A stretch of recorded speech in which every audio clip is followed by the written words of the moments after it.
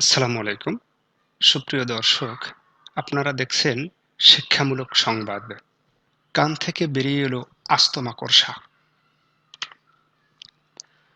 সামাজিক যোগাযোগ মাধ্যমে এমন অনেক আশ্চর্যজনক ঘটনা ঘটতে দেখা যায়, যা দেখার পর নিজের চোখকেও বিশ্বাস করতে পারে না অনেকে। সম্প্রতি টুইটারের একটি ভিডিও ভাইরাল হয়েছে, যেখানে এক ব্যক্তির কান থেকে একটি মাকড়সা বের হতে দেখা যায়।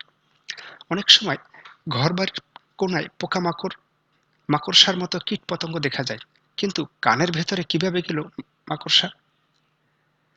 ভিডিওতে দেখা যাচ্ছে একজন মানুষের কানে একটি মাকড়সা ঢুকে গিয়েছে। অন্য ব্যক্তি তার কানে সিরিঞ্জ দিয়ে কয়েক ফোঁটা পানি দেন। এরপরই ওই ব্যক্তির কান থেকে মাকড়সাটি বেরিয়ে আসে। দর্শক, আসলে এই সংবাদের মাধ্যমে আমরা একটি ফার্স্ট এইড যাকে বলে, অর্থাৎ প্রাথমিক চিকিৎসা, আমরা বিপদে বা সংকটে কিভাবে সমাধান করতে পারি, এখানে তারই একটি সমাধান আমরা পেলাম।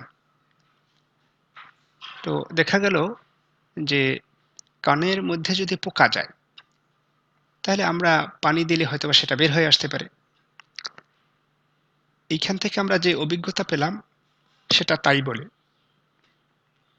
কারণ কানে যেভাবেই হোক মাকড়সা গিয়েছে, পানি দেওয়ার পরে মাকড়সা আবার দ্রুত বের হয়ে গেছে।